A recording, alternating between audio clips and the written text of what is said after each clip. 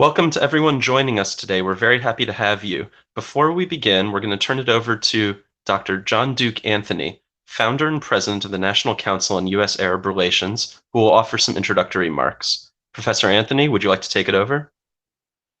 Thank you, Josh. Good afternoon, good evening, everyone, ladies and gentlemen. We're pleased as can be and honored and privileged to be part of this program. We know we're pioneering. We're breaking new pathways for the coming generation of Arab youth athletes and sports participants. We're pleased to be co-sponsoring this program with the King Faisal Foundation for Islamic Studies and Research. The foundation is long-time chaired by His Royal Highness Prince Turki Al Faisal bin Abdulaziz Al Saud, who has been a friend and a participant and a supporter of what we seek to achieve in our educational mission at the National Council on U.S. Arab Relations. Prince Turki's been a speaker for 11 different times, keynoting our annual Arab-U.S. policymakers conferences. And we're pleased again and privileged and honored to be asked to be part of this pioneering session. Josh Yaffe will be the moderator and the glue, the adhesive, the common thread, keeping us all together as we proceed on the substantive and procedural dynamics of this program. Thank you.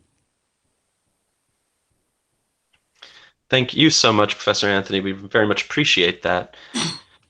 Now, before we begin, I want to be able to thank a couple individuals, Abdullah Khawaiter at the King Faisal Center and Mark Morozink at the National Council. These two gentlemen were crucial in putting this together and making sure that everything ran appropriately, and they deserve a lot of the credit for success.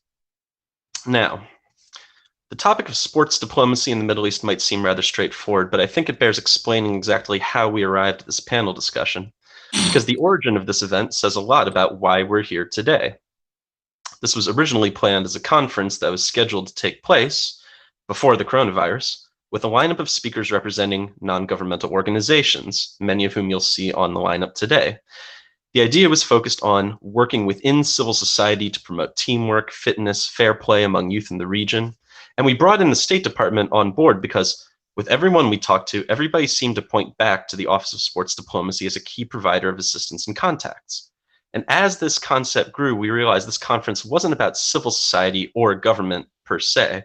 It had nothing to do with promoting a particular policy or improving anyone's media image. Rather, we looked at our proposed speakers, each of whom has dedicated many years and decades of their lives to sports, and we felt that was the point. What these speakers had in common was not any desire to launder their reputation, but rather their active engagement in activities that push the boundaries of sport and challenge the norms of the societies they live or work in. To accuse them of using sports for the purposes of image peddling would be a disservice to the hard work and dedication that each of these individuals put in through long years of devotion to their missions. Of course, when the pandemic hit, we were unable to convene the conference here in Washington, D.C. as planned, but talking to the King Faisal Center, their Secretary General, Dr. Saud Al-Sarhan, suggested we could run it live on the internet as a collaborative effort. And I told him that could work, but only at the condition that any additional participants would have to be similarly devoted to this mission of civic engagement through sports. And in keeping with the theme of this event, we could allow speakers who have a legitimate commitment to using sports as a tool for education, for conflict resolution, or for community building. And with the additional speakers that the King Faisal Center brought to bear, I feel we have that together we've achieved that goal. Each of these speakers, both our Saudi participants, our American participants, and others, they each have a very personal connection to the work they do and a purpose for being here today that ties in directly to the mission that they're trying to accomplish. And with that, I would like to introduce our first speaker, Prince Faisal bin Bandar bin Sultan. Prince Faisal is the head of the Saudi Federation for Electronic and Intellectual Sports, and he's been in that role since 2017. It has a mission of supporting all aspects of the gaming process and making Saudi Arabia a global gaming hub. In 2012, he founded Soccer Al Jazeera, a company devoted to recycling and the environment. And what I'd like to do before I turn it over to him is ask him, Prince Faisal, it seems that now we're facing a situation with the coronavirus pandemic in which traditional contact sports based in stadiums and arenas can't function to the extent that they did in the past. And that makes your work at the Federation particularly interesting. Could you perhaps tell us a bit about what your work involves and where you see things going? Absolutely. First of all, I'd like to thank the National Council on U.S. Arab Relations for organizing this seminar. The work that you do to bridge the gap between communities and cultures is essential to improving understanding between nations and peoples alike. And I'd also like to thank the King Faisal Center for Research in Islamic Studies for their support in organizing this seminar. And I'm grateful for their work in generating and transmitting knowledge between the kingdom and the rest of the world. Now, I'd like to take a step back for 1 second. And when we talk about sports diplomacy, this to me has always been an interesting topic because sport has an amazing power to inspire and unite people, and that no other avenue has. You know, through sports, all polarizing issues can fade away, and it leaves us with the enjoyment of the activity itself, the celebration of the skills and performances on display that can be appreciated across the board. From the Olympics to the World Cup and everything in between, we see nations of the world come together to celebrate something magnificent. Now, as you mentioned, as president of the Saudi Esports Federation, I'd first like to explain for 1 second why we as esports are a part of this pantheon of sports. People think, you know, we're trying to move away from the old paradigm of esports, you know, and gaming as people in a basement, you know, with TVs. You know, you talk about social distancing. That was the initial social distancing. But that whole thing has changed. The gaming community and the esports community is active. They participate, and there was a study done in Germany studying esports players for 5 years, and they found that the heart rates of esports players during tournaments can reach between 160 to 180, which is equivalent to, you know, a marathon runner.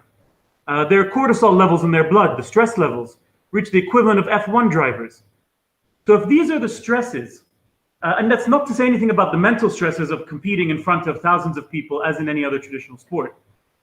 So if these are the stresses on one's body, then our esports professionals have to first look at themselves as professional athletes, and then they have to be treated as professional athletes as when it comes to fitness, mental health, physical health, social health, and all of these aspects.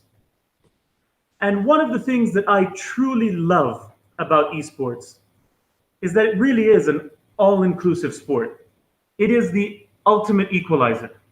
In gaming and esports, skill is your only differentiator, your skill in the game. And, you know, it doesn't matter how big or small you are, how fast or slow, all that matters is what you can do within the game. And it brings people together in a way that is different. I'm not saying better or worse, but so much different than anything else, because your first interaction with someone is through their skill level, not their race or gender or religion or anything else. So your first impression of someone is their skill level, and it allows people to thrive more instantly, in my opinion. And because of that, it has such a global reach, and it now competes with, and in some cases surpasses, the world's most watched spectator sports in terms of viewership, followership, and engagement. And it also has this unique way that esports professionals can interact with their community. You know, in more traditional sports, it's difficult, you know, when someone enters a stadium, it's difficult to call out every person walking in. Whereas in esports, you have that one-to-one communication. You know, you have people sending out tweets, players responding to tweets. You have them going on in their off time and streaming, and having that one-to-one communication with their fans that is difficult to do in other traditional sports. And as you said, in times like this, I mean, these are difficult times for everyone. But this has given us a chance as an esports and gaming community to show the potential that esports has to bring people together, whether it's events, you know, with Madden in the US, you know, NBA 2K, FIFA football, All these events are happening to bring people together. And I'm very proud to say that we as SAFIS have started an event called Gamers Without Borders. This is a charitable online gaming event with the aim of uniting gamers around the globe in the fight against COVID-19. The money generated from this event will go to our partner organizations, such as UNICEF, Gavi, the Vaccine Alliance, the International Medical Corps, the Norwegian Refugee Council, Direct Relief, King Salman Relief Center, and the International Telecoms Union. And this tournament, it has three distinct aspects, this event. The first is what we call Watch. And we're asking people to come and watch professional players at the top of their game play against each other. And for this, we have 48 professional players from 40 different countries who have so far raised $4.5 million for COVID-19 relief, with over 5 million viewers streaming in 7 different languages on our channels. And it's been amazing to see, all this, that community, the professional community come together. And the second aspect we call Game. And in the Game, it's a series of online tournaments, community tournaments, with the aim of, everybody's at home, everybody's staying safe. Well, let's give them something to keep them entertained. Let's give them something to watch, to take part in, to be a part of this international community. And also, we have what we would call our sponsors. Rather than sponsoring us as an initiative, we have them sponsoring what is essentially the community. So they are sponsoring in the way of giveaways to the people taking part in the tournament, in the form of donations to charity. And in these community tournaments, our most recent numbers, we have over 220,000 people who've registered so far, over $290,000 in prizes given from our sponsors to the community. Our winners have come from 21 different countries, but we've had participation from 72 different countries, which is, it's an amazing thing to see. And our third aspect, now that we've got all this community involved and we've got them all entertained, we want to give them that another level. So we have a third aspect that we're calling Learn. And this is in cooperation with the Ministry of Communications and Information Technology, where we've designed a series of webinars, hackathons, and programming sessions to help educate the audience about the industry. And we've had over 20,000 people registered from 80 different nationalities. And the amazing thing to me is we're only halfway through this event. Overall, by the end of this event, we will have donated $10 million, if not more, to charity from the professional tournaments. And we hope to be raising more from the community. And it gives us an opportunity to showcase how close-knit the gaming community is. And when given the opportunity, how they can come together across the world. I mean, our participants from all these different nationalities cover every continent, almost, many, many different countries around the world, and all coming together for one aim. And that's to come together, to game, to enjoy yourself, and to do good and donate to COVID-19. And I think it's amazing and a pleasure and an honor to be a part of something like that. And we also have, on a physical aspect, and I won't go into this in too much depth, because I know they're coming up next. But we have a partnership with Saudi, in Saudi with the SFA that we call Move to Game, and this is using gaming to get people to move, and having people generate steps and generate movement through gaming. But again, I'll leave that for the professionals to go into. And just in closing, I'd like to again thank the National Council on U.S. Arab Relations and the King Faisal Center for Research in Islamic Studies for hosting this event. And thank you all of you for tuning in. It's a pleasure to be a part of this and a pleasure to be one of these great, in the same category as all these great panelists that are involved with us. Thank you very much. Thank you, Prince Faisal. We very much appreciate it. If I could, before we lose you, if I could just ask you one quick question. And again, I want to remind everyone that when you're as a speaker, when you're on, if we can just make sure that your video's on, so that we can all get the pleasure of seeing you as well as hearing you. I just want to be able to ask Prince Faisal, what's your personal connection with esports? Was there a particular game that you played that you loved that got you involved in this when you were younger? Something that you reminisce about yourself? Well, it depends on what you're asking. If you're asking gaming in general, I've played, pretty much the gamut. Everything from, Atari to Sega Genesis, Nintendo, Xbox, PlayStation. I've kind of run the whole gamut. If you're talking about professional esports, the only thing that I've ever come close to in esports, I'm quite an avid Madden player. I'm a big American football fan. I've tried to enter a few tournaments, but I'm not quite on the professional level yet. But I'm still hoping.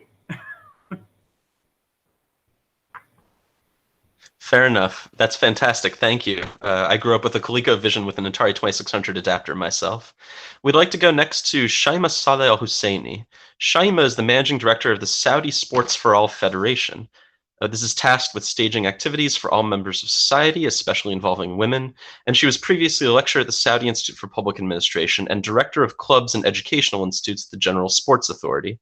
Shaima, could we turn it over to you, and could you explain to us, what does Sports for All mean?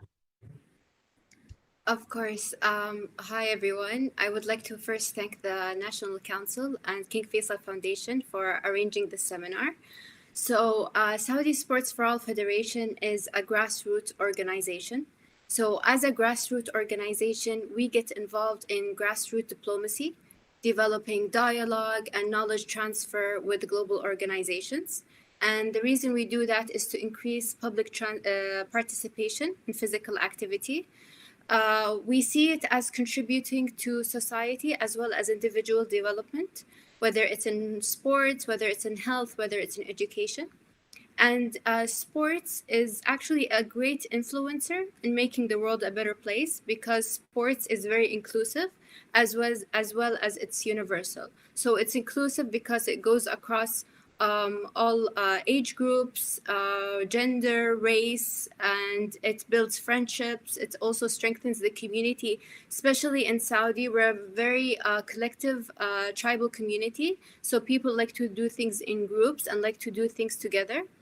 Also, sports is very universal because it transcends language and across cultures, and it communicates across cultures as well. It also enables intercultural understanding and community transformation. And that's what Saudi is going through right now with the National Transformational Program. So for SFA in specific, which is the Saudi Sports for All Federation, we focus on grassroots sports as well as community-based physical activities. It's an essential element of our National Transformational Program, which was established by His Royal Highness, the Crown Prince, in order to drive economic diversification for the future of the nation. And we can't do that without having well-educated, healthy, active population. And that's what we're trying to do with Sports for All. So our focus mainly is to build active and healthy nation and not focus on elite sports or competitive sports. So we're trying to make sports actually a way of life, and our focus is strong impact and sustainability. So that includes young children, it includes adults, families, the older generation as well, because by 2030, we want to get 40% of the population active in Saudi. Going back to what Prince Faisal just mentioned, and during this COVID-19 pandemic, we're trying to get also people active in their houses as well. So we have 3 different campaigns that we launched. The first and these campaigns are trying to reach and motivate people because during these times, it's very important to focus on mental health as well as physical health as well as nutrition, because people are not moving a lot. So we do that by looking after their mental and well-being, by giving online advice, guidance, support through multiple campaigns that we did. And one of these campaigns was in collaboration with the Saudi Electronic and Intellectual Federation with Prince Faisal. And we also cooperated with WHO on this campaign. We donated 1 billion, we contributed 1 billion steps, and their goal was 10 billion steps for the WHO. And we did that because, like Prince Faisal said, there's a lot of interest, and people are actually interacting with e-gaming as well as physical activity. So we had more than almost 60,000 people participated in less than 2 weeks, and we're just halfway there. We're gonna continue to do it for a whole month and maybe extend it according to how the population are interested in extending these programs. Something that we also focus on is team sports because they are already popular in Saudi. So especially football and basketball. Basketball is actually a green field in Saudi now, where a lot of people are, we're increasing activity in basketball. And we are introducing different tournaments and leagues, of course, with different entities such as the School Federation, the University Federation, a lot of giga projects like Gidea, who are interested in actually creating leagues in order to increase participation in Saudi, as well as tournaments of all levels. So we start at grassroots and we go all the way to universities. Another thing that I want to tap into is how sports creates cross-border alliances and with other countries, different organizations. And there's a lot of positive experience in that because it just shows the community how they can develop themselves to show international presence later on. So, for example, we are active members of TAFISA, which is the international body for sports for all. We also cooperate with the World Health Organization, UNESCO, the UN, and the International Olympic Committee, especially that we are part of a bigger, we are part of the sports sector, which is the Ministry of Sports and the Saudi Arabian Olympic Committee. And we focus a little bit on women excelling in sports because this is a new sector in Saudi when it comes to women. So PE has just been enrolled in girls' schools in Saudi around 3 years ago. And their international presence is very important for 2 reasons. The first one is to develop knowledge of our kingdom and to show the capabilities of the girls in this kingdom. And the second reason is to build bridges across cultural divisions.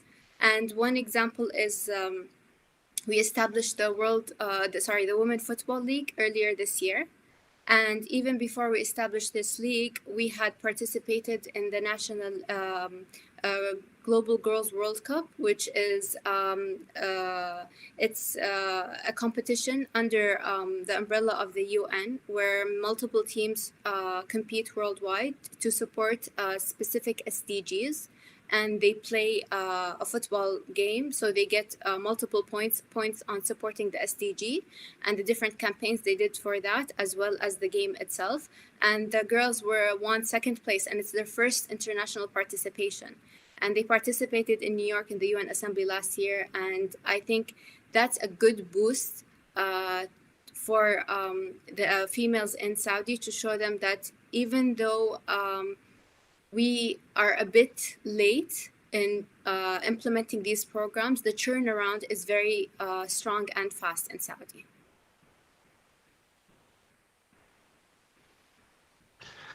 That's fantastic, Shaima. We very much appreciate that. We'll hopefully come back in the Q&A and we can do some more at the very end. Next, I'd like to go to our next speaker, Mark Clark. Mark Clark is CEO of Generations for Peace. This is a Jordan-based organization using sports and other activities to build peace-building activities among youth in all sorts of parts of the world. He joined the organization in 2011, previously living in Papua New Guinea, where he was working for Australia's Agency for International Development to help develop their sports program there. He also worked in the DRC, in Iraq, and in India. He's a graduate of Oxford and Edinburgh, among other schools, and was a British Army officer, as well as an official in the FCO. Mark, I'd like to turn it over to you and ask you, can you explain to us what Generations for Peace does, how they do it, and what you feel are some of the accomplishments the organization has achieved? Well, thank you. And may I begin by saying, Your Royal Highness, dear friends, I'm joining you today from my home in Amman, Jordan. I think many of us are calling in from lockdown conditions. I want to thank the King Faisal Center, the National Council for US Arab Relations, and the State Department's Sport Diplomacy team for convening this conversation today. And it's an honor to be included amongst such esteemed company on this panel to share the journey of Generations for Peace. I think for many of our speakers today, my own part in the Generations for Peace journey really begins with my personal passion for sport. And I think many of us feel that and have experienced sport in many different ways. I was very fortunate to be exposed to many sports as a young person growing up. I particularly enjoyed team sports, especially rugby, but also field hockey. And I also participated in individual disciplines like karate, squash, long distance running, and so on.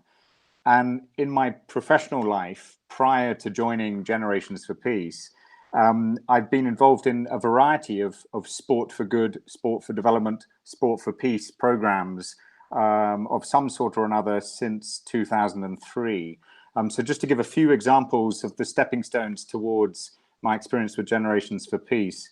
In Iraq, we were involved in using grassroots sport activity in youth centers across the country to engage youth. This is in the period 2003, 2004, 2005, and to engage especially young male youth, to involve them in positive activities. And it was really a security-led agenda in those years. But we were also involved in elite sport during those years in supporting the re-establishment of a new Iraqi Olympic Committee, and through a democratic process of elections that created a secular structure with Sunni and Shia, Kurds and Arabs, women included on the new Olympic Committee. And for a time, it was a small good news story of what a democratic process could produce in terms of a structure in Iraq. And I was privileged to then support that Olympic Committee and to go with the Iraqi team to participate in the Athens 2004 Olympic Games, where incredibly the young Iraqi football team came fourth, losing in the bronze medal playoff match to Italy. And from Iraq, I went to Congo, as Josh said, working in Democratic Republic of Congo, again, using sport as an entry point to engage youth, but this time to engage youth in awareness and education about HIV and AIDS. And it's from DRC that I went to Papua New Guinea. And this was a much more ambitious 10-year Sport for Development initiative, a partnership between the Australian government and the Papua New Guinean government, using sport again as an entry point, but also as a vehicle for positive change, for HIV/AIDS education, but also addressing other issues of conflict and violence. So in urban centers, looking at youth gangs and problems with homebrew alcohol and crime. In the highlands of the country, looking at tribal fighting and using sport as a vehicle for engagement between different villages. Also looking at systemic violence against women across the country and looking at how to empower girls and women through the vehicle of sport. And looking at post-conflict reconciliation in Bougainville that had endured a very violent civil war. So that exposed me to a variety of different contexts in which sport consistently was an entry point and a vehicle for behavior change.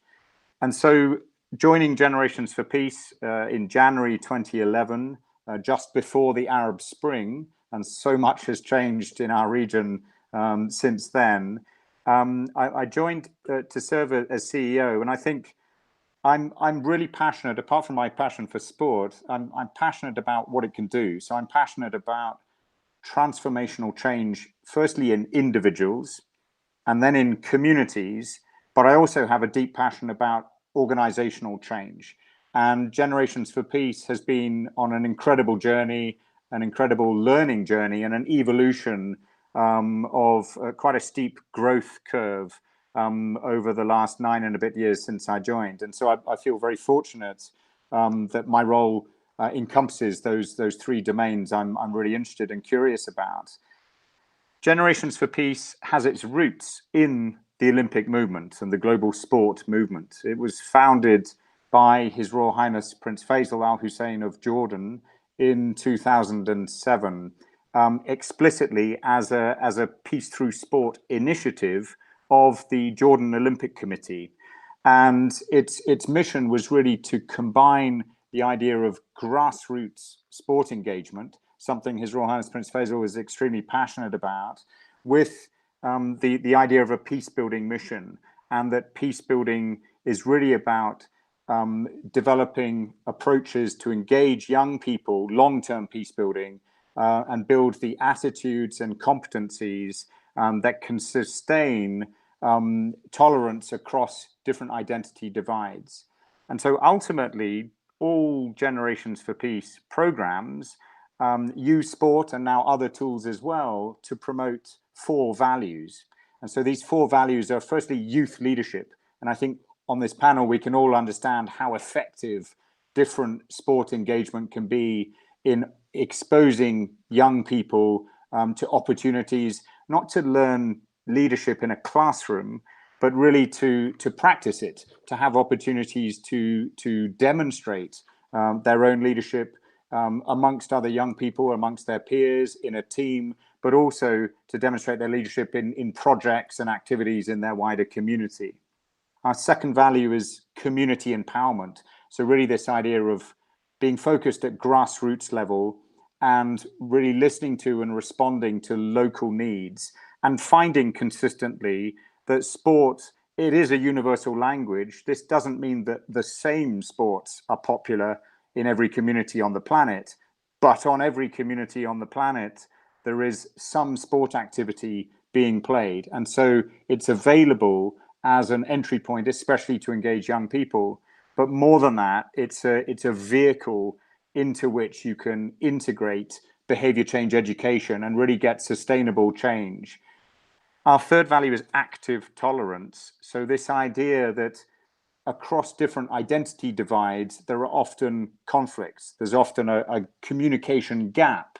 And so again, sport being a universal language, it offers a different space, a safe space, if the sport activity is well facilitated, to bring people together across conflict divides, to engage with each other, and to enjoy this passion that they all share, this particular sport.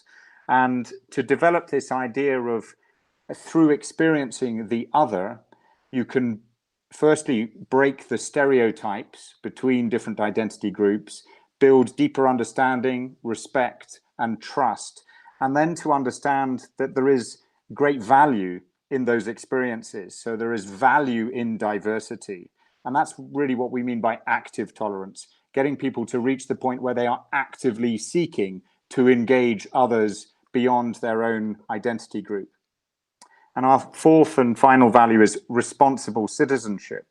This idea that at the grassroots level in a community, every member of that community is a citizen of that community. So this is really at local level, not thinking of citizens as the holder of a passport of a nation state, but really everyone belongs to their own local community. And as a citizen at that level, they have a responsibility to contribute what they can with their talents and their strengths to the future of their own community. And it really links back to this youth leadership idea that even youth have a really important role to play and a huge potential to contribute as peace builders and as actors in development in ways that are often overlooked.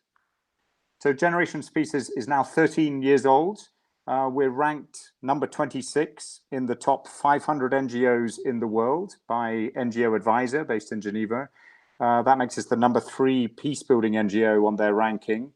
And we're also the only peace through sport organization officially recognized by the International Olympic Committee. So we've come quite a long way and we're getting certain recognition for our work, but we still feel like a young organization. You know, at 13 years old, we're just a teenager, and we want to continue that learning journey. And that learning journey has really been about experimenting and testing. Firstly, testing this founding concept that sport can be a vehicle for peace building, testing it in many countries. Over the last 13 years, we've done programming in communities in 51 countries across the Middle East and North Africa, but also sub-Saharan Africa, parts of Asia, the Balkans, and most recently, our first ever program in the USA. And I'll come back to that in a moment. And through that exposure in very diverse conflict settings, different developmental settings, and of course, different sport and cultural settings, we've developed a curriculum. It's a peace building curriculum, but it includes an understanding of the power of sport to engage, to be a vehicle for sustained behavior change. And we've been doing that through what is really a volunteer model. So over the last 13 years, we've trained more than 15,500 youth leaders. And the training is really just the beginning of a long-term relationship with them. We believe very much in the long-term commitment by us to them, and it's reciprocated. We support with training and mentoring, and then advanced training, specialized training. And it's really a long-term journey that our volunteers stay with us for 6, 7, 8 and more years. And why is that relationship so uniquely special? I think it's because young people around the world, across the Middle East and beyond, are often experiencing programs that are very stop-start, where they have a exposure, an opportunity perhaps to a short training, a seminar, a conference, a workshop, but without any programmatic support, where they can actually take what they learned in the training or the workshop and still be supported to apply it to their own context and to try and achieve the change that they themselves want to see in their own communities. So that's really been our model with these 15,500 youth leaders around the world. And then what do they do? What do they achieve with their own programs? Well, they've been engaging children and other youth and adults in a variety of settings and have impacted a little over 740,000 target group participants. I mentioned sport, but we're also finding part of our lessons learned has been a shift away from using pure sport activities, the type of sport codes that I grew up playing and many of us on the panel are familiar with, to find actually sport-based games that still use the energy of sport, the competitive element of team sport play, some sort of sport equipment, but they're very much games that are not explicitly the official sport codes. And this has the advantage of, firstly, lowering the barrier of entry. We found that with the official sport codes, as you enter a community and start saying it's going to be a football or soccer-based program or a basketball program or a volleyball program or whatever sport you care to mention, young people would immediately have a barrier in their mind. They would immediately be making a choice. Oh, I know I'm good at that sport, so I'll participate, or I know I'm not good at that sport and I'm not going to want to participate. So by making them sport-based games, it lowers the barrier to entry. And in particular, in the Middle East region, that's critically important when we look at maximizing the participation of girls and female participants in these activities. The second advantage was that the sport-based games can be much, much more intentional in integrating the behavior change education that we want to see. And we did comparative studies where we see actually the impact is higher, but it's also sustained longer through doing sport-based game programming rather than pure sport programming. I do believe there is a significant place in the development spectrum for sport programming that uses official sport codes, and the academic literature makes a nice distinction between sport plus and plus sport. And so we would consider Generations for Peace is really positioned in the plus sport end of that developmental spectrum. I want to credit the US State Department also, giving an example of our programming and how it's reached scale. Here in the Hashemite Kingdom of Jordan, it was a small grant from the State Department's Mepi program some 7 years ago that initiated a pilot program beginning to look at the issue of systemic violence in public schools in Jordan. And the pilot was looking at just 4 schools.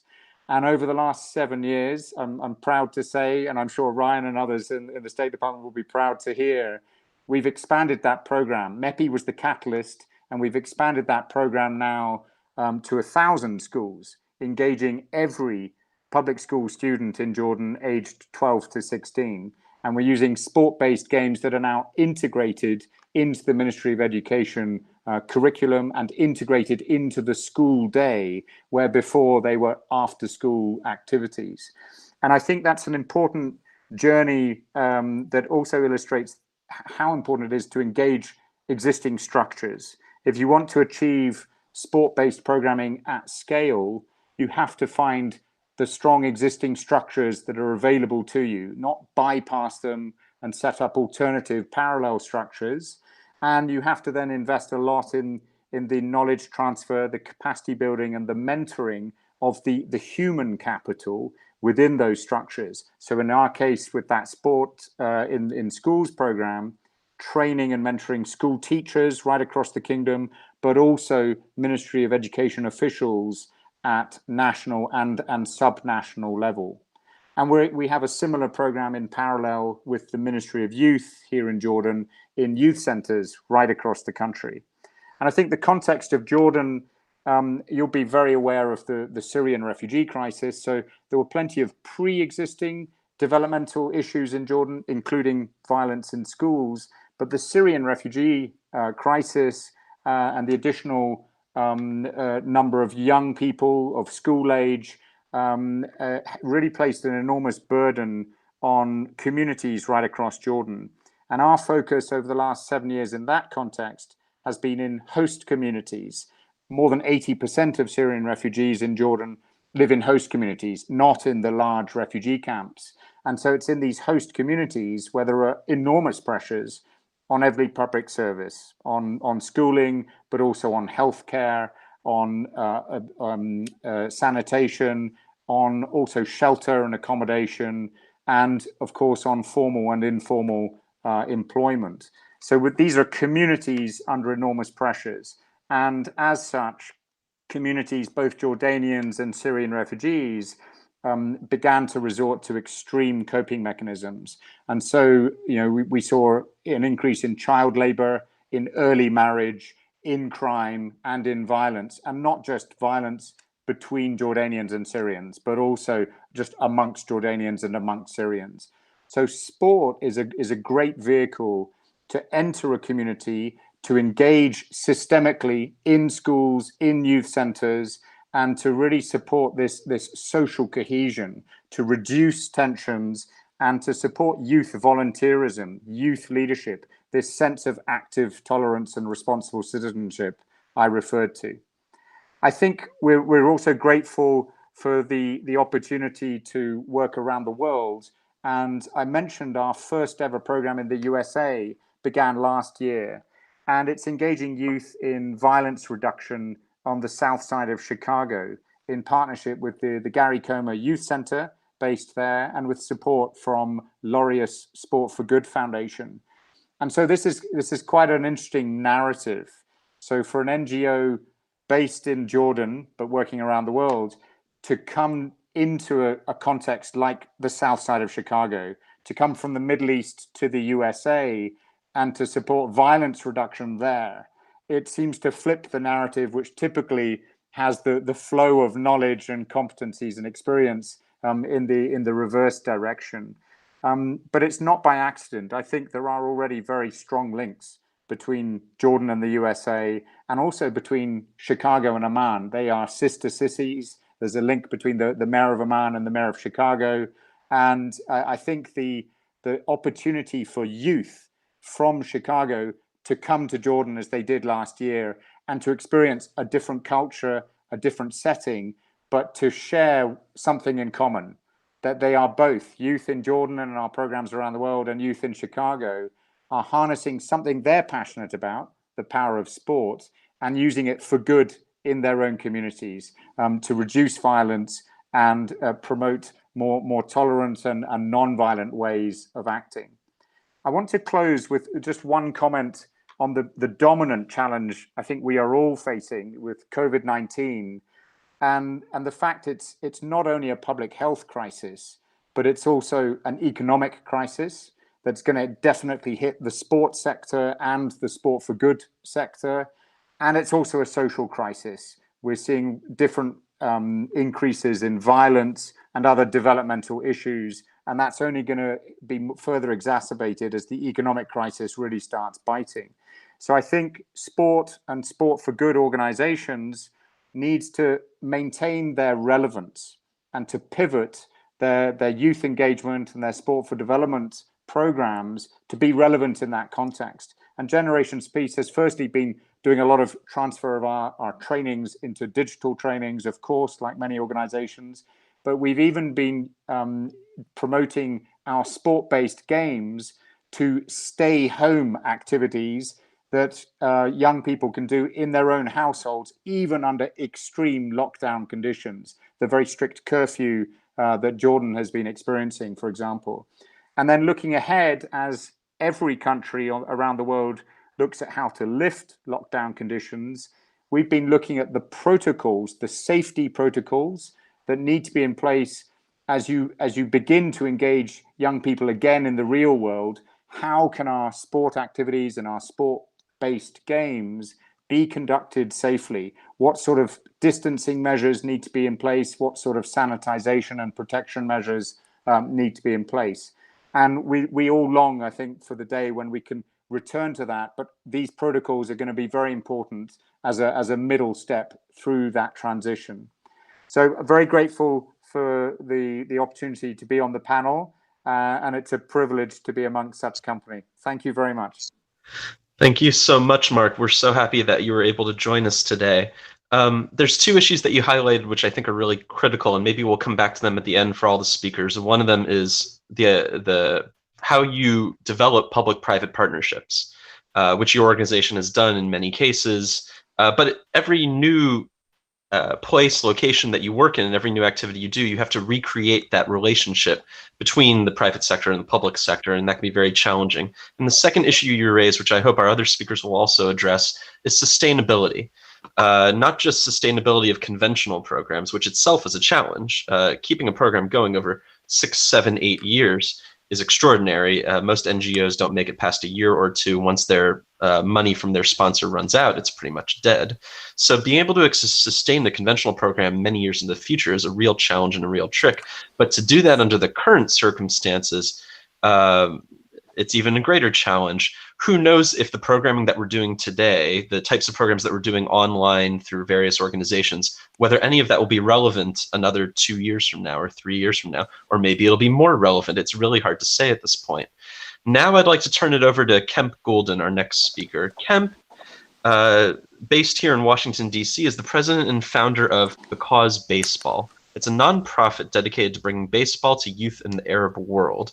I'd love it if Kemp could explain for us a bit of what he's accomplished, what he's managed, both in Egypt and what his goals are for other places. I'll turn it over to him now. Kemp. Thank you, Josh. Thank you, Josh. I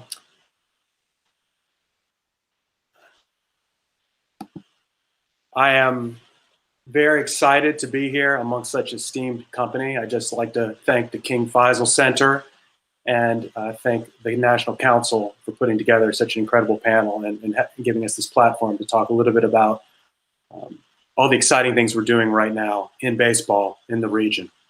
And, you know, to pick up on Josh's point, we launched a couple years ago, basically with 40 kids and their parents learning baseball. In the past year, we had 2,500 kids and their parents who are learning the game of baseball. So remarkable growth. But what is Because Baseball? So our motto is bringing people together through baseball. I grew up with the sport, and I recognize its ability to bring people together at three distinct levels. The family level, learn to play with your mom and dad. The community level, in my neighborhood, it was baseball that brought all the kids together who went to different schools, who came from different backgrounds. It was baseball in the streets of Richmond, Virginia, and in the side yards, in the parks, that brought us together. And then at the cultural level, baseball served a defining role in breaking down the race barrier, the color barrier in our country. It was Jackie Robinson who, before politics, policy, even in many ways, the hearts and minds of America at large could get there. Jackie Robinson in baseball broke through a division that a lot of people wondered, could it ever be broken? Taking those lessons, I looked and said, we live in a world today full of conflict. And what better way to continue to bring people together than baseball? And so we began in Egypt. And my vision was to use baseball to bring people together, again, at the family, community, and cultural levels. And we've seen extraordinary success in that capacity in the few years that we've been in operation. At the family level, we have mothers and fathers. Just picture moms throwing with their sons, dads throwing with their daughters, because that's what's happening on fields and streets of Cairo right now. At the community level, we have people from all walks of life, all worldviews. So, just as an example, we have rich kids from the elite families, middle-class kids, poor kids, orphans, all playing together, learning a beautiful game of baseball, and learning to communicate and relate on the field of play. At the cultural level, the game is taught by a combination of American and Egyptian adult volunteers. And, it's been remarkable to watch the lesson that these kids learn as they see adults, Egyptians, coaching with adult Americans. I mean, we can sit there and have all sorts of lessons on tolerance, on unity. We can talk people's ears off, but the modeling of that behavior in their everyday life, in their everyday play, leaves a lasting impact and imprint on their minds and hopefully on the way that they look at their fellow man.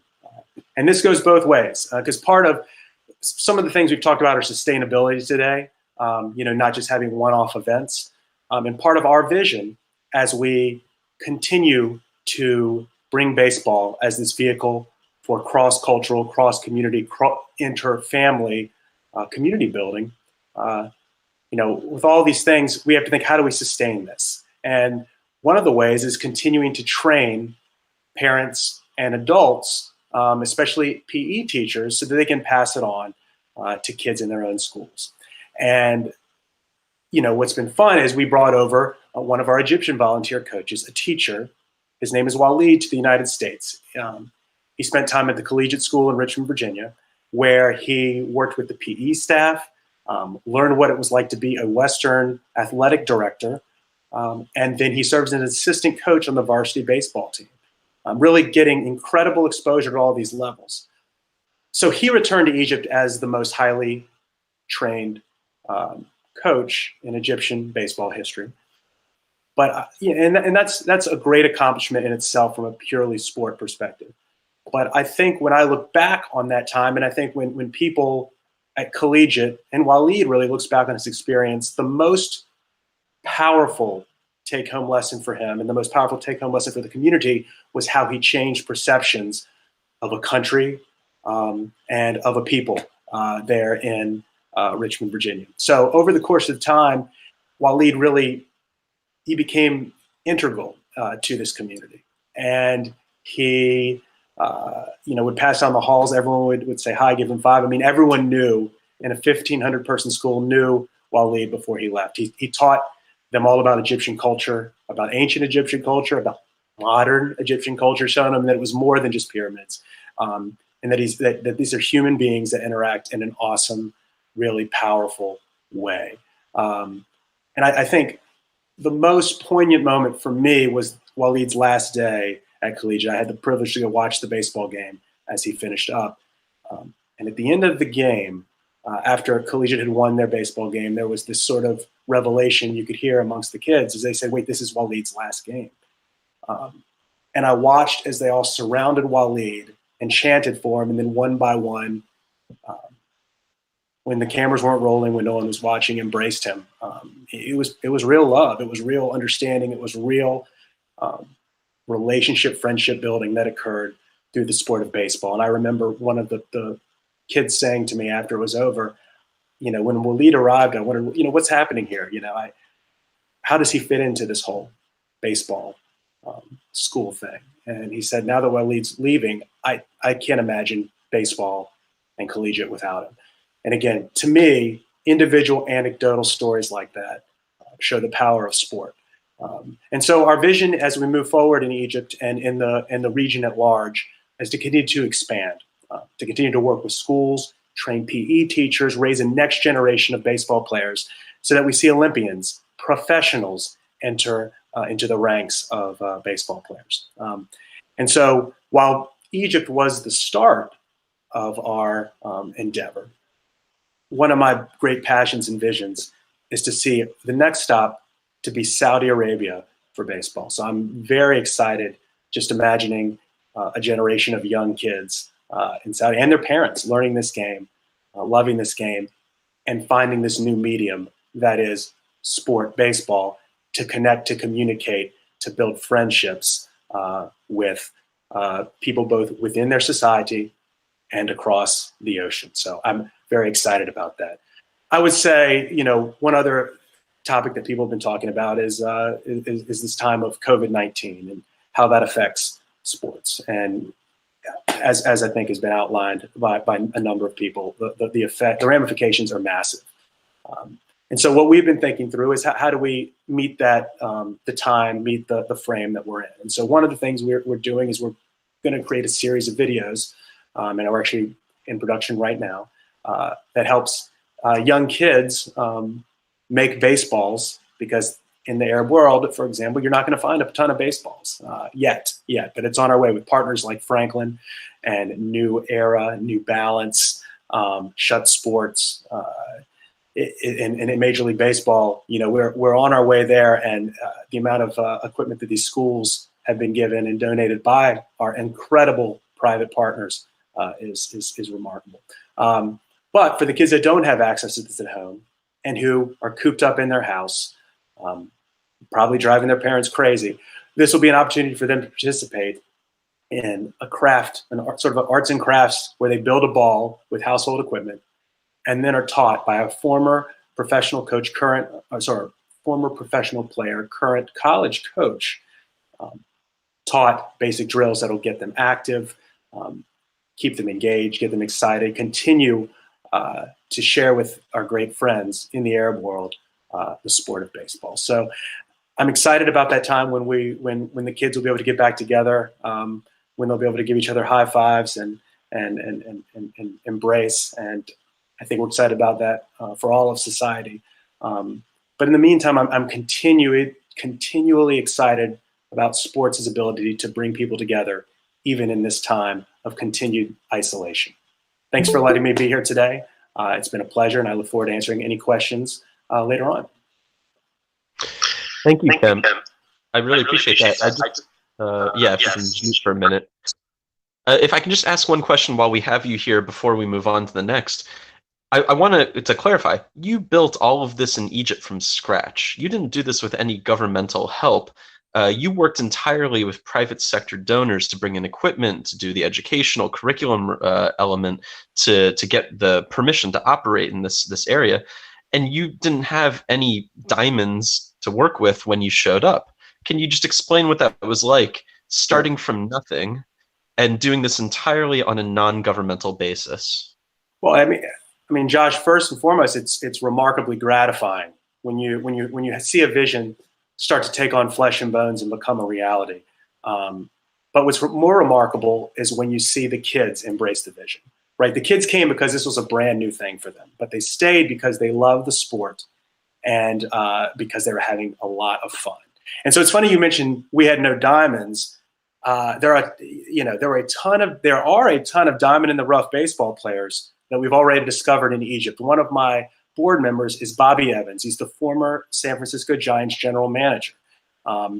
He and the Giants are actually another one of our private partners and donors to the cause. But Bobby, who's on my board, came over, and he, I think the most telling statement, just from a purely talent standpoint, is that he saw a lot of those kids that would be in the top 25% of their age bracket if they were here in the United States playing baseball. So there's talent. I don't think that surprises anyone on this. At this meeting. However, it's still worth noting, and it caught the eye of people within Major League Baseball. But I think there's a freedom and an incredible excitement to work with private partners because they see an opportunity to be a part of a beautiful story and to share a game that they love, that is really their lifeblood. I mean, these are companies that make equipment. These are companies that it's baseball that is their economic lifeblood, but they love the story. They have a heart as well for the mission of Because Baseball, for bringing people together and watching these great names come together. I mean, Josh, just quite frankly, it is gratifying, and it is, it just confirms, I think, a belief that all of us on this call share, that sport is a powerful bridge building vehicle. And baseball, as we're seeing right now, is certainly hitting a home run in the region in that department. Indeed, baseball is the one sport right now that is coming back in some parts of the world, albeit without people in the stadiums, but it is certainly the first sport that's been coming back. With that in mind, let's turn now to Ryan Murphy. Ryan is the program officer with the Sports Diplomacy Division of the U.S. State Department. He's been in that position since 2009, directly overseeing the International Sports Programming Initiative. He's also State Department's liaison to the U.S. Olympic Committee. He has an MA in International Sports Law and an MSc in Sports and Recreation Management, just to show how much this person has dedicated his life to sports and sports diplomacy. Ryan, would you like to take it over? Yeah, thank you very much, Josh. I appreciate being involved in this panel, and thank you to the National Council on U.S. Arab Relations, as well as the King Faisal Center for helping really stand up this forum. I really wanted to talk about sports diplomacy in general and the U.S. government's role. The U.S. Department of State stood up the Sports Diplomacy Division in 2002, originally as a Muslim outreach tool to really engage youth and communities in underserved, underprivileged communities overseas.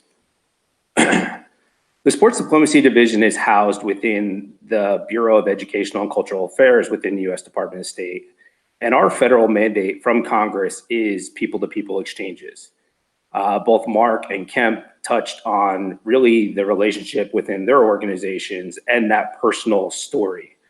Kemp really nailed it when he talked about the baseball coach from Egypt that came to the US and had that impact on the local community in Richmond, Virginia. That's really the basis of what we do, and why we do it is really bringing people together, communities together through sports. Now, the Bureau itself has a lot of different ways that they bring people together. We have youth programs, arts programs, culture, music, dance, educational programs, academic programs, but we specifically use sports as that tool, sports as that hook to bring those communities together.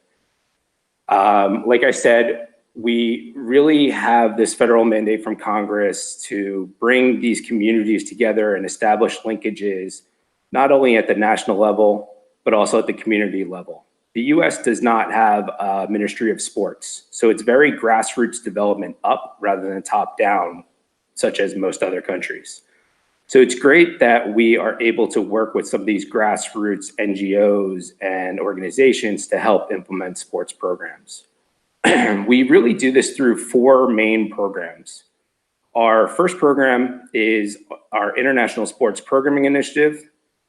As Josh said, that's the program that I oversee.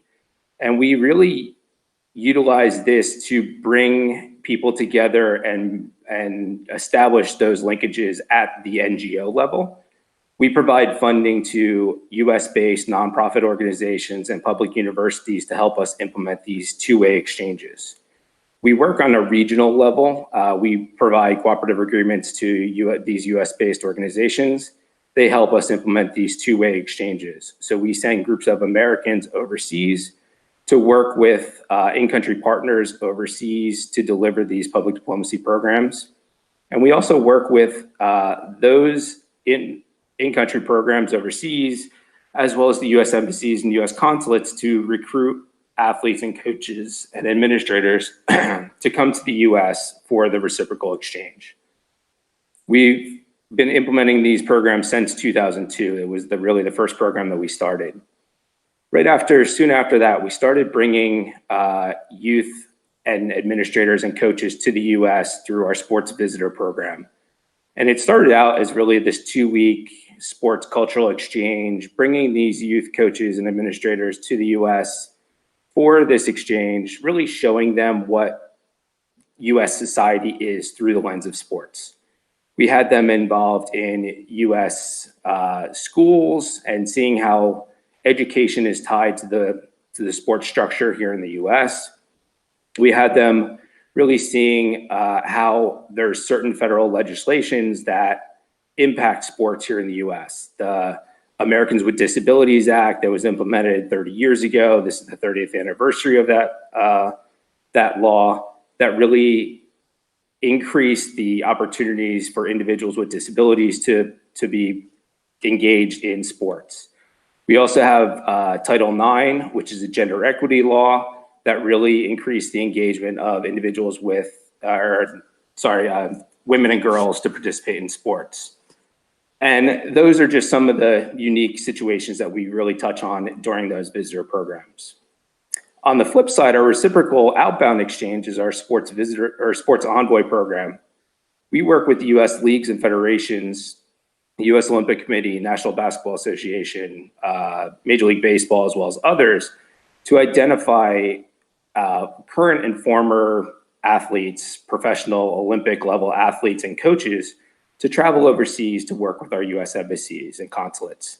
And they're on the ground for about 5 days and really delivering public diplomacy messaging, putting on camps and clinics, and really engaging local communities overseas.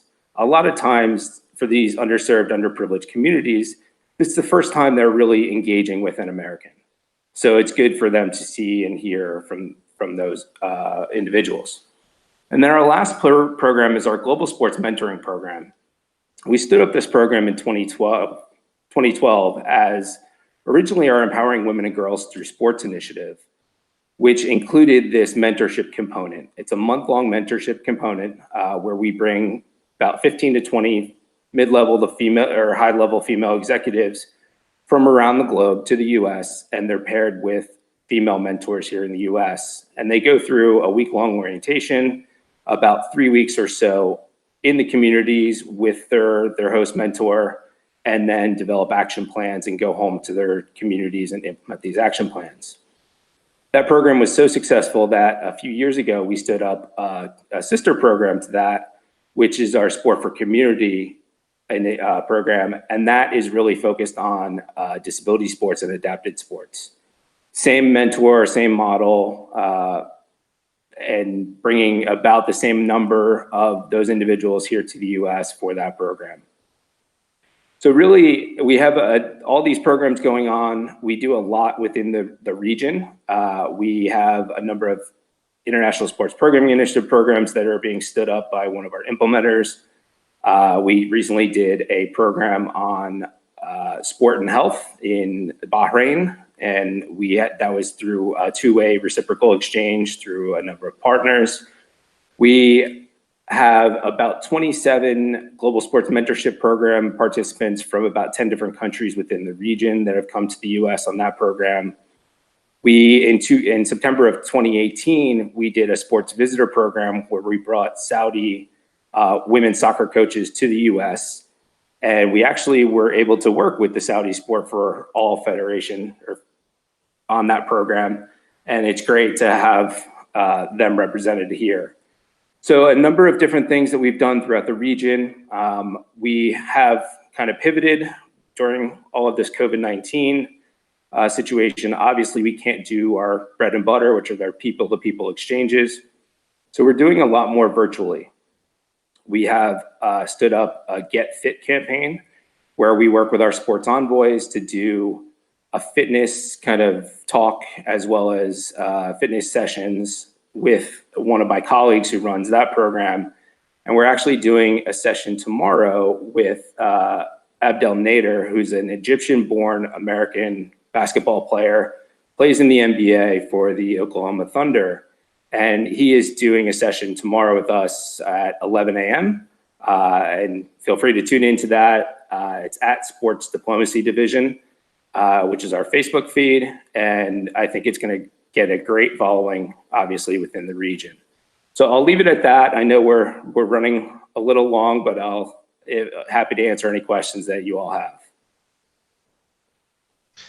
Thank you, Ryan. Appreciate that. That's very kind of you. Speaking of basketball, our next speaker, Josefa Almalei, is a former international basketball player, formerly a member of the Syrian national basketball team, and someone who now lives in the United States managing his own small business. The goal here with Josefa was to be able to present a personal story from an Arab athlete who has lived and participated in Western sports, to be able to share some insights and thoughts on his experiences of what it's like to bridge that divide between the Arab world and the American world on sports. Josefa, can I turn it over to you? Sure. Josh, thank you so much for having me today. It's a pleasure and honor to be here with you today. And I would like to thank the National Council as well as King Faisal Center for having such a great conversation about the sports diplomacy, which is, I believe, as an international basketball player, this is the best way to build the bridge between United States and the Arab world. The reason why I would like to put the lights on my story, my career as a basketball player for over 12 years, is basically to be an inspiration for all the new generation who had the same dreams, who wanted to reach their dream. You know, even in the Holy Book, God gave us his most valuable lessons and inspiration through stories from prophet and righteous, so the next generation and all human being can learn from and adapt to and take it as an example. I grew up in Damascus, where soccer is the #1 sport, just like any other place in all of Middle East. However, basketball, it's always been one of the most prominent sports in the area. I joined one of the best team in the capital of Damascus for a summer camp under 16 years old. And soon after that, I played with the team under 16, and soon I joined the national team as well. It's been a great journey, and this is the main reason why everybody need to hear it. It's not because it's my story, it's what's coming from that story. It's the moral of story. At the age when I joined the national team, we played our first international game, and I can still remember this game till this day. We weren't prepared with the little resources we had at that time. And we faced a team, they were really prepared. They had everything, players, coaches, assistant coaches, staff, doctors, equipments, they were prepared. And we lost the game, and it was a very tough loss. It was a very tough loss. And I remember after the game, I was in my room, very sad, very angry, and all I could think of, I want to get better, and I want to play basketball on the highest level on all aspects. And here was the birth of my dream of being the first Syrian in the NBA. For many years, when I was growing up, I want to do something really special. I want to be an inspiration. I want to make history, but I really didn't know how I'm going to reach this goal. But soon as I make decision and I found out I want to be the first year in the NBA, that dream took over my life. And I was chasing that dream like I never chased anything before. During my travel and my journey in basketball, my most favorite time and the time I value the most is the time I spent to get to know my foreign American teammates, where I help coaches translate for plays, exercises, help them adapt the culture overseas. And that creates such a great bond and brotherhoods between us. And it carries with us all over the tournament we play in the Middle East, like Saudi Arabia, Dubai, Jordan, Morocco, Syria, Lebanon. And it was just tremendous connection we had between each other. Soon after, I was received my scholarship to study at the International Arab University, where I finished my education in business school. And after that, I had the opportunity to play for the national team and gain more experience. Soon later, the war broke out in Syria. And at that time, I knew I have to search for international opportunities in order to achieve my dreams. I came to USA in 2014, where I played in Chicago, and I would say that was the best time in my life. I get to reunited with all my teammates who I played with overseas, and we all played in Chicago in the Shy League, alongside with high elite NBA players. My first game may be one of the most memory that stick in my mind till this day. I remember I came into the gym, I was scared, I was very nervous, and in the middle of the first quarter, the coach called my name and asked me to sub one of the NBA players. I froze for a second, but right away I ran to the sideline and asked the ref to put me in. And I can still remember at that time, people were like talking, like laughing, they didn't know who I am. Even the commentator couldn't pronounce my name. And it was funny, but the moment I hit the court, I had to do what I was there to do. I had a couple of quick baskets, a couple of quick assists, and we were down by 6 points, and that tied the game and make the coach take a timeout right away. Everything had changed at that point. The fans got excited, my teammate went crazy, and I didn't know what's going on, but I just kept going. We won that game, and we went to the second round in the final. Soon after the Shy League, reality hit again. NBA season was about to start, and I knew that I have to start from scratch. I knew for me to reach my dream, I have to start from zero. I joined the ABA. I was invited to play in the ABA, which is the American Basketball Association. I played for the Chicago, for the Windy City Bulls for almost 2 seasons. It was a tough experience. Especially my first year with the team. I was trying to adapt to the basketball game in the state. It wasn't easy. It's a completely different. Overseas basketball, more about plays, system around defense and offense. Where here in the state, system is very important, but also it's important how to put all this highly talented individual together to create an harmonious team. After my first year, my second year, everything got better. I was more comfortable to show my character on the court. I was more comfortable to show what I'm made of, and I had to back up my dreams with action, and things start get better from there.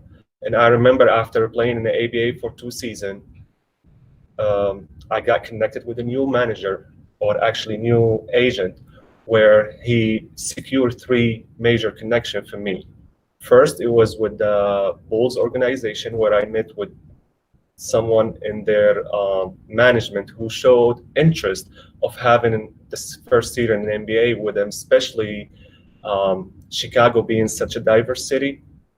And then I had the opportunity to work out with being invited for another tryout with the Charlotte Hornets in North Carolina, and then with the Washington Wizards through their G League team here. Especially lately, the G League was more officially affiliated with the NBA, and it was a time for me to seek a real serious opportunity to play in the NBA.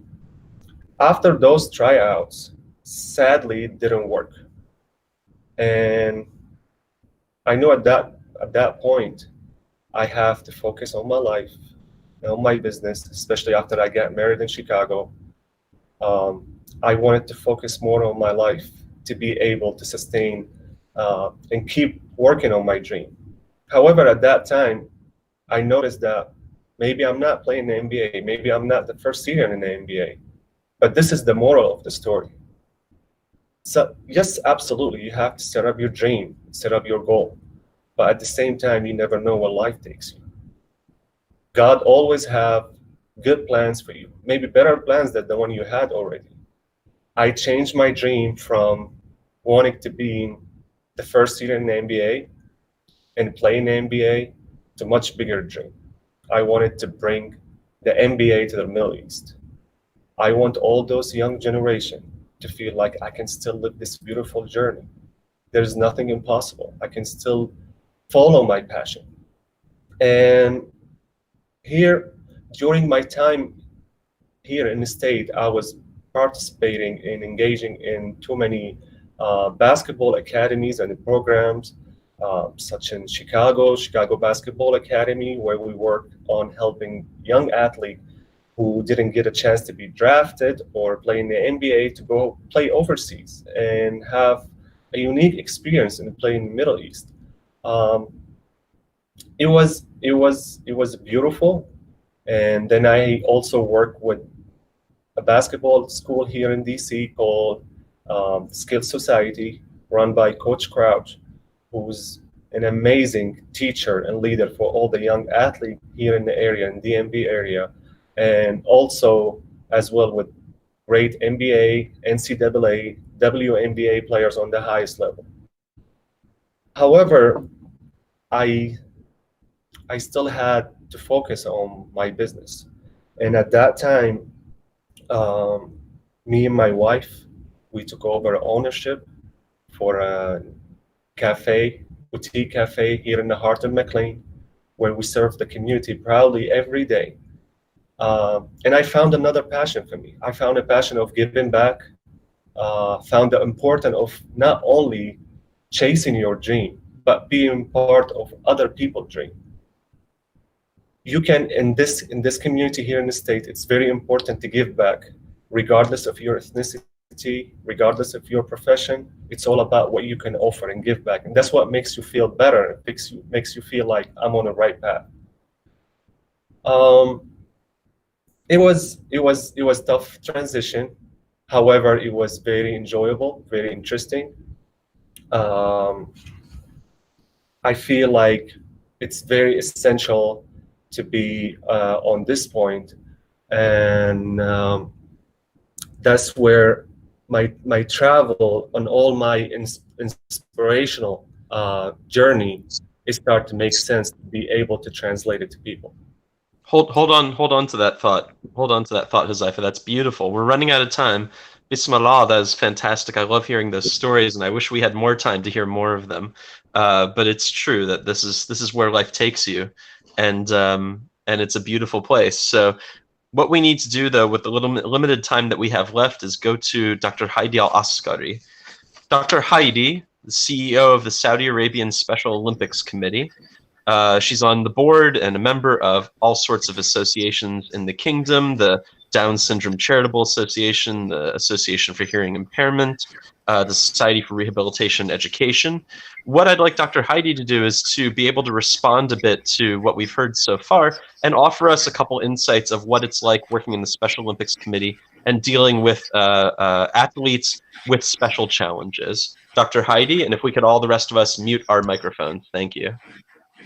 Thank you very much, Joshua. It's a pleasure to be here with such inspirational speakers and stories and people who are so passionate about what they do, and it shows. You feel it tangibly. Look, sports have been around for over 15,000 years. Historically, there's evidence that it goes all the way back to the Upper Paleolithic time. Sports is going to continue to be around for a long time. I think what we see is it changes in terms of how it manifests in each generation, in each area. So I'm not too worried about sports disappearing. I think we will adapt and we will see where it takes us. Whoever would have thought that we'd be doing sports online as much as we're doing it right now? I mean, it's mind-boggling to me. So I just wanted to give a nod to everybody who's spoken. I've really enjoyed listening to you, and I think there are multiple layers to what we heard, and that certainly applies to persons with disabilities. I am not somebody who is specialized in sports. I'm a speech-language pathologist by training. So I have a different lens when I look at sports. To me, sports is a platform, it's a tool, it's a Trojan horse, if you will, for other really serious topics to be discussed and to be put out there for consideration. I heard this throughout all of our speakers' speeches today, everything from the potential to discuss really serious issues, bring multilateralism to the table at very high levels, talk about violence, talk about health issues, talk about partnerships and business opportunities, etc. So there's all these layers that are very important, and specifically giving a voice to marginalized groups who don't have voices, whether it's persons with disabilities, orphans, people who live in refugee camps or areas that are troubled.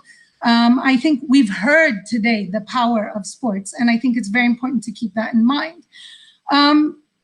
As you said, I am very honored to be part of the Special Olympics Saudi Arabia and leading that initiative here, and I think it's a very humbling experience.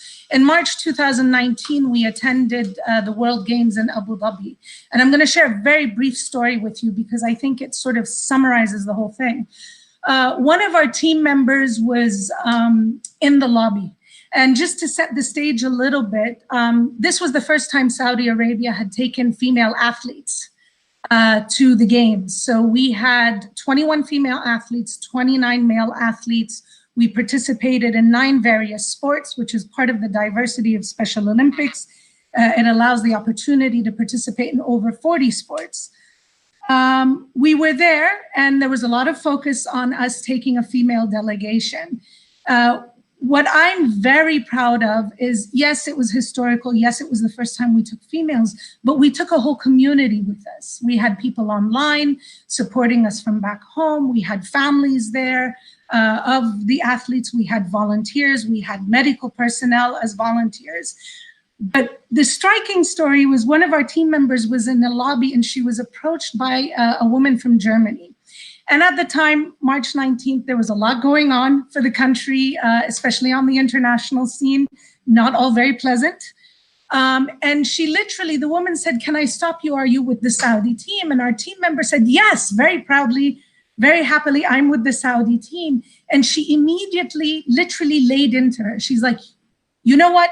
I was going to go to the organizers and write a letter and contest why are you here and complain, and with everything going on and your stance on women, I really was upset that you were here." She said, "But," and that "but" is very important. She said, "But I saw you, and I saw you together, and I saw how you supported each other and how the boys were supporting the girls and the girls were out there supporting the boys, and your families were there, and you love each other. I feel the love." And she said, "Can I get a visa to come visit?" And to me, that is sports diplomacy in a nutshell. It just, I mean, it makes me want to cry every time I tell that story, because literally we didn't even try. It was just, she observed, she saw, and just by being yourselves, sports provided an opportunity. So one of the things we need to keep in mind is sports provides an opportunity in such a short period of time, in one game, in one event, in one interaction. All the ranges of being what makes us human happens. We have unified goals, we have expectations, we have hopes, we have dreams. They can be shattered, you can walk out crying, you can walk out joyous.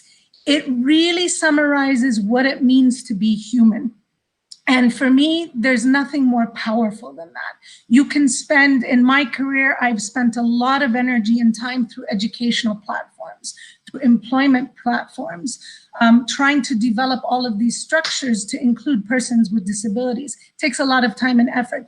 I have never in my 30 years of work seen what 1 week can do to change individuals and give them a voice. So if Mr. Kemp will allow me to add one more layer. He talked about family, community, and culture. I just want to add the power of the individual, empowering the individual, people who never had a voice, who come in and don't say much, and by the end of a game are standing proudly as an inspiration for a whole nation. People who may be shy and don't want to talk, but yet now they're going out and giving interviews and hugs and sharing their stories. So I think that layer is extremely important. And I think we need to think about this as the 1,000-mile journey. Every life that's touched by sports, every opportunity that's out there, it changes you in a fundamental way that I have not seen anything else be able to do. So it is a privilege and an honor to sit with people who are passionate about this. No matter how fancy or simple we are when we play, the most important thing is we play. And I would like to just end my comments with the Special Olympics oath. You know, I go back and forth, lots of stories, but I think it also summarizes it. The oath goes, let me win, but if I cannot win, let me be brave in the attempt. And I think each and every person who contributes to this is brave.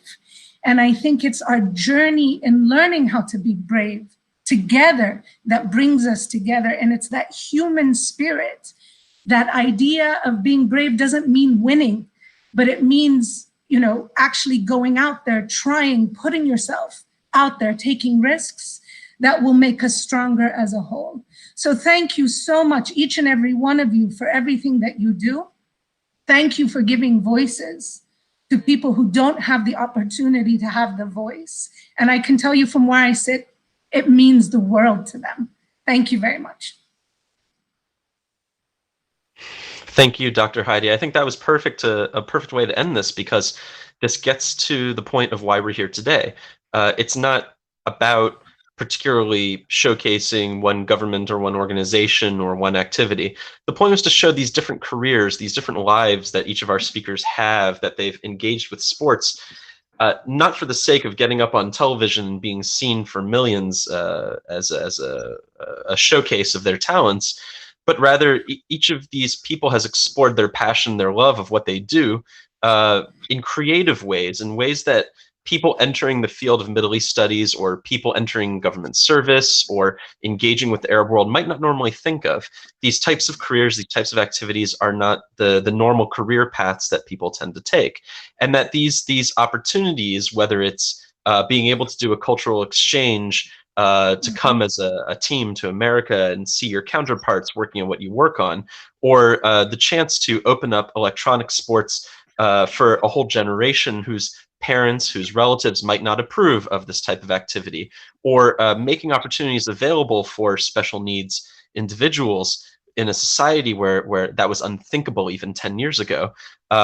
You know, or for instance, in Kemp's example, creating an organization from scratch entirely from private sector donations to bring a sport to a country that hasn't had that sport in over 100 years. These are aspects of the region, aspects of the Arab world that we don't usually think about, don't usually contemplate. And the opportunity today was to try and shed some light on those activities and open up those opportunities for others. I see that Dr. Anthony is on board with us again. I'd like to close it out by turning to him for any concluding remarks. Thank you all for coming. It's been a pleasure to have you. Dr. Anthony? Thank you, Josh. Again, it's a privilege and a pleasure and an honor to be co-chairing this and co-sponsoring this event with the King Faisal Foundation for Islamic Studies and Research. I'd like to make three brief points here. I didn't mention at the beginning that I was a former athlete and playing 4 different sports: baseball, basketball, football, and track, and lettering in all 4. And indeed, I wasn't just in love with those sports. I wasn't just obsessed with them. In a way, I was addicted to them.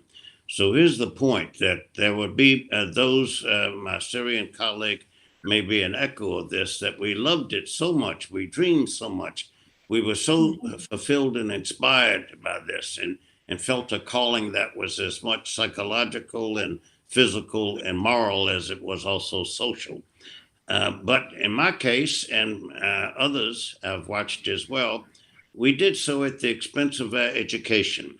So when I finished secondary school, I had 9 scholarship offers for universities to play 1 or more sports for their teams, provided contingent upon my being accepted academically. It turned out that my grades, my education had been so neglected that I could not be accepted in any of the 9. So I went into the Army. I became a soldier. And only after I came out did I work at nighttime after working in the daytime to get my education. The point being that had the education part been linked to the athletic part all along, the two would have fed the other, enriched the other, benefited the other.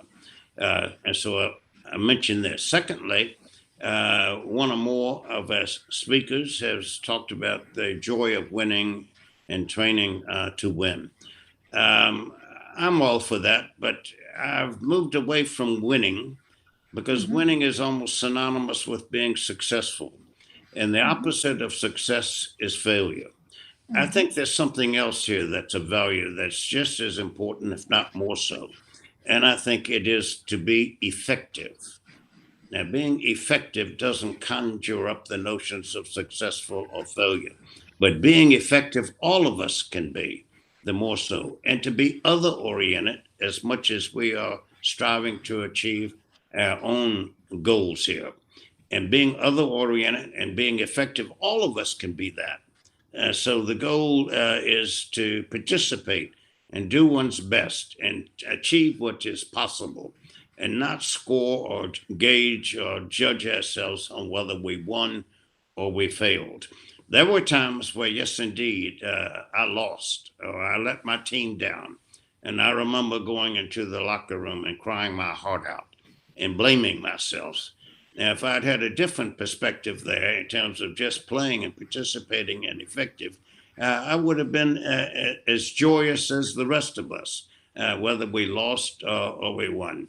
And lastly, on the support aspect, one of our speakers, great because baseball, who's from Richmond, Virginia, where coincidentally I'm also from, grew up there. Both of us did. That's where we played and learned this particular game.